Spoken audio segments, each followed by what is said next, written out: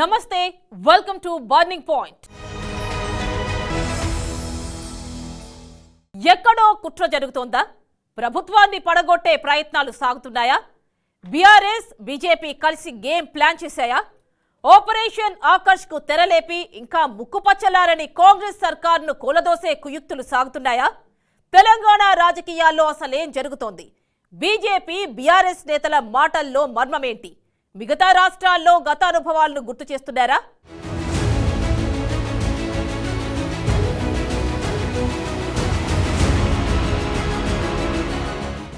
ఈ ప్రభుత్వం పడిపోతుంది, ఇది తుమ్మితే ఊడిపోయే ముక్కు, 6 నెలలు ఆగండి, ప్రభుత్వం మనదే.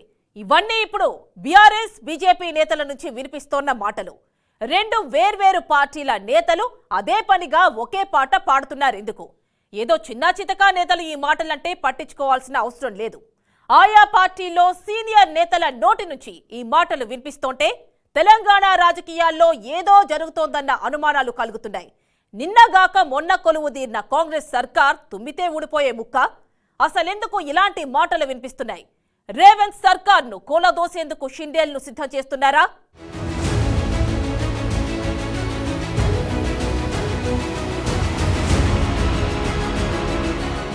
తెలంగాణలో గత నెల 30న ఎన్నికలు జరిగి ఈ నెల 3వ తేదీన ఫలితాలొచ్చాయి. అప్పటి వరకు అధికారంలో ఉన్న బీఆర్ఎస్ను ఓడించి కాంగ్రెస్ అధికారంలోకొచ్చింది. హస్తం హవా కొనసాగింది. అయితే మ్యాజిక్ ఫిగర్ 60ని దాటి 4 సీట్లు ఎక్కువగా, అంటే 64 సీట్లు కాంగ్రెస్ గెలుచుకుంది. మిత్రపక్షం సిపిఐ 1 సీటుతో కలుపుకుని మొత్తం 65. సింగిల్గానే మెజార్టీ తెచ్చుకున్న కాంగ్రెస్ భారీ సీట్లను కొల్లగొట్టకున్న సాఫీగానే ప్రభుత్వాన్ని ఏర్పాటు చేసింది. రేవంత్ రెడ్డి ముఖ్యమంత్రిగా సర్కార్ కొలువుదీరింది.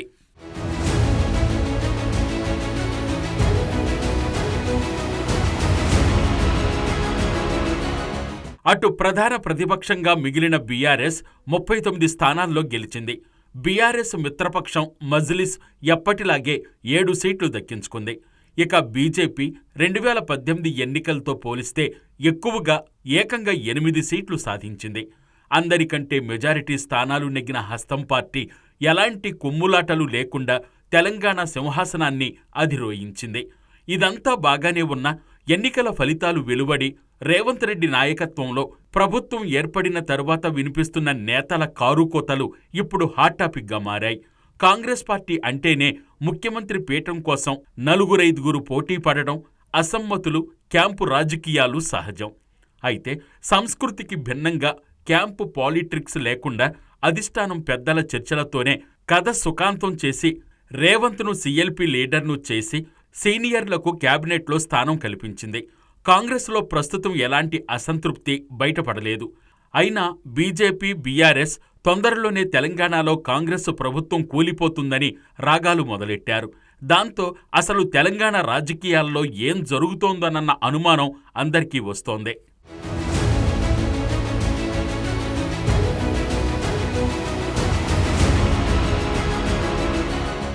తెలంగాణలో ఏడాదిలోగా కాంగ్రెసు ప్రభుత్వం కూలిపోతుందని ముందుగా BJP MLA Raja Singh hot comments చేశారు.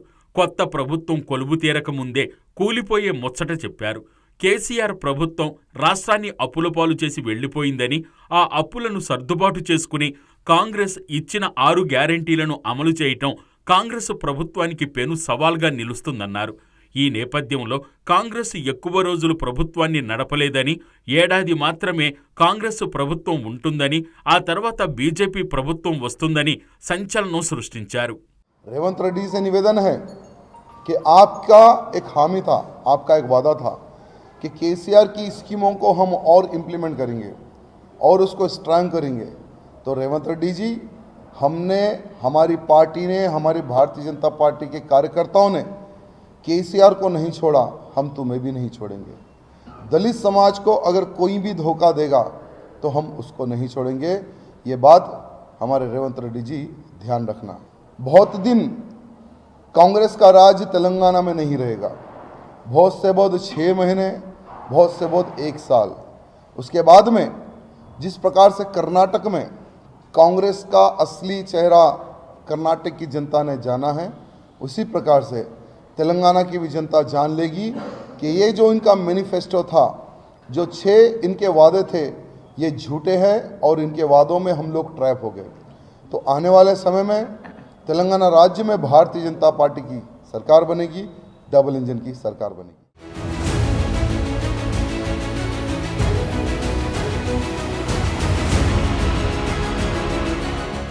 కాగా కాంగ్రెస్కు ఈ ఎన్నికల్లో మ్యాజిక్ ఫిగర్ 60 స్థానాలకు అధికంగా కేవలం మిత్రపక్షం సిపిఐతో కలిపి 5 స్థానాలే అధికంగా ఉండడం, కాంగ్రెస్లో సీఎం కుర్చీ కోసం సీనియర్లు పొంచి ఉండనున్న రీత్యా ఆ పార్టీలో ఎప్పుడైనా అసమ్మతి తలెత్తవచ్చని బీజేపీ, బీఆర్ఎస్లు అంచనా వేస్తున్నాయి. అంది వచ్చే అవకాశాలను ఒడిసిపట్టుకుంటే పని సులభమవుతుందని భావిస్తున్నట్లు కనిపిస్తోంది. అయితే ఇప్పటికిప్పుడు ప్రభుత్వాన్ని పడగొడితే రాబోయే స్థానిక సంస్థలు, పార్లమెంటు ఎన్నికల్లో ప్రతికూలత ఎదురవుతుందన్న భయమూ వారిలో ఉంది.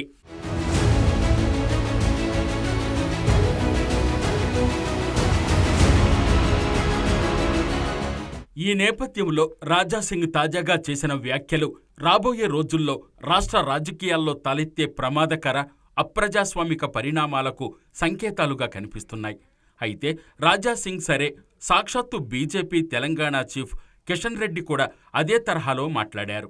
కాంగ్రెస్ ప్రభుత్వం తుమ్మితే ఊడిపోయే ముక్కంటూ హాట్ కామెంట్స్ చేశారు. ప్రభుత్వాన్ని కాపాడుకునేందుకే రేవంత్ మజ్లిస్ పార్టీని మచ్చిక చేసుకుంటున్నారని ఆరోపించారు. అక్బరుద్దీన్ ఓవైసీని ప్రోటెం స్పీకర్గా ఎంపిక చేయడం వెనుకున్న ఉద్దేశం ఇదేనని చెప్పారు. కాంగ్రెస్ పార్టీ ప్రభుత్వాన్ని కాపాడుకునే ప్రయత్నంలో శాసనసభ సాంప్రదాయాన్ని కాలరాసిందంటూ మండిపడ్డారు. ప్రోటెం స్పీకర్గా శాసనసభలో సీనియర్ వ్యక్తులను నియమించేటువంటి సాంప్రదాయం ఉన్నది.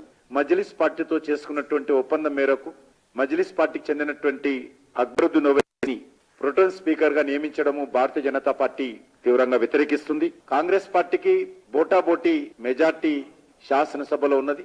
ఆ ప్రభుత్వము తుమ్మినా దగ్గినా కూలిపోయే పరిస్థితిలో కాంగ్రెస్ పార్టీ ప్రభుత్వం కొలువు తీరింది. అందుకే ఈ రోజు ఒక పథకం ప్రకారము మజ్లిస్ పార్టీని ప్రోటెం స్పీకర్ గా చేసేటువంటి ప్రయత్నము, నియమాలను తుంగలో తుంకేటువంటి ప్రయత్నం చేస్తా ఉన్నారు. సీనియర్ ఎమ్మెల్యేలను కాదని మజ్లిస్ పార్టీని చేయడం ఎట్టి పరిస్థితుల్లో భారతీయ జనతా పార్టీ వ్యతిరేకిస్తుంది. కాంగ్రెస్ లో అధికారంలోకి వచ్చి 3 రోజులైంది. 3 రోజుల్లోనే తన పాత అలవాట్లు, తమ పాత పద్ధతులు, బుజ్జగింపు రాజకీయాలు, శాసనసభ సాంప్రదాయాలను తుంగలు తొక్కేటువంటి ప్రయత్నం మొదలుపెట్టింది. మేము ముందు నుంచి చెప్పినట్లుగానే కాంగ్రెస్ పార్టీకి, ఎంఐఎం పార్టీకి లోపాయకారి ఒప్పందం ఉందనే విషయం చెప్పాము.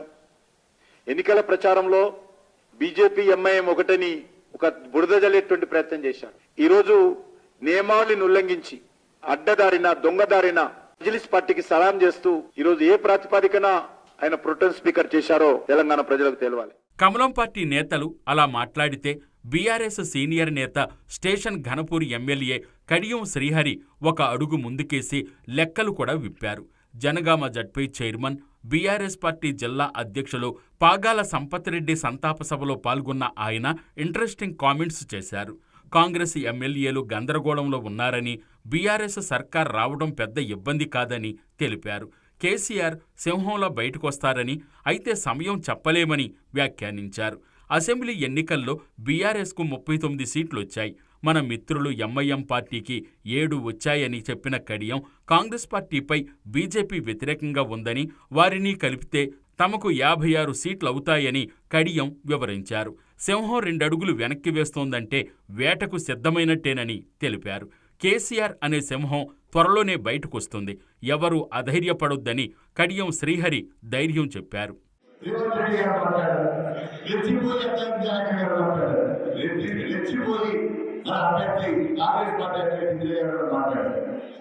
నేను ఈ సందర్భంగా ఒక విషయం చెప్పాలనుకుంటున్నాను. నాకు వ్యక్తిగతంగా విషయం చేయడం ఇష్టం లేదు, కానీ నా స్థాయికి అది తెలదు. కానీ వారు నా పైన వ్యక్తిగత విమర్శలు చేసినప్పుడు వాటిని తీసుకోవడం బాధ్యత కూడా నా మీద ఉంది. లేకపోతే ప్రజలకి తప్పుడు సంకేతాలు పంపించాలని చెప్పి నేను తెలియజేసుకుంటున్నాను. రేవంత్ రెడ్డి గారు ఓటుకు నోటు కేసులో ప్రత్యక్షంగా రెడీ హ్యాండెడ్ గా పట్టుబడిన దొంగ చెప్పి సందర్భాన్ని పార్టీ ప్రెసిడెంట్ రేవంత్ రెడ్డి గారు ఓటుకు నోటు కేసులో రెడీ హ్యాండెడ్ గా పట్టుబడిన ఒక దొంగ. ఈ తరుణంలో జనగామ బీఆర్ఎస్ ఎమ్మెల్యే పల్లా రాజేశ్వరరెడ్డి కూడా వివాదాస్పద వ్యాఖ్యలు చేశారు. కాంగ్రెస్ ప్రభుత్వం ముమ్మాటికి పడిపోతుందని, అధికారం కోల్పోయామని బీఆర్ఎస్ కార్యకర్తలు అధైర్యపడొద్దని కోరారు. ఎన్ని రోజులు పడుతుందో తెలియదు గాని వచ్చే ఏడాది బీఆర్ఎస్ ప్రభుత్వమేనని స్పష్టం చేశారు. కాంగ్రెస్ నేతలు వారికి వారే ప్రభుత్వాన్ని పడగొట్టుకుంటారని వ్యాఖ్యానించారు.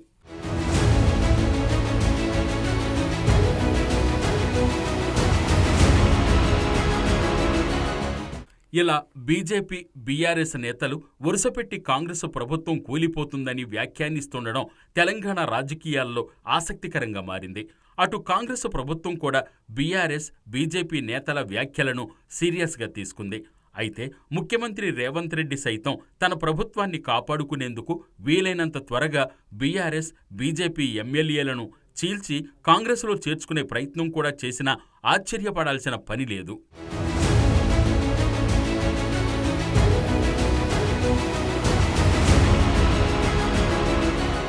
బర్నింగ్ పాయింట్లో షార్ట్ బ్రేక్.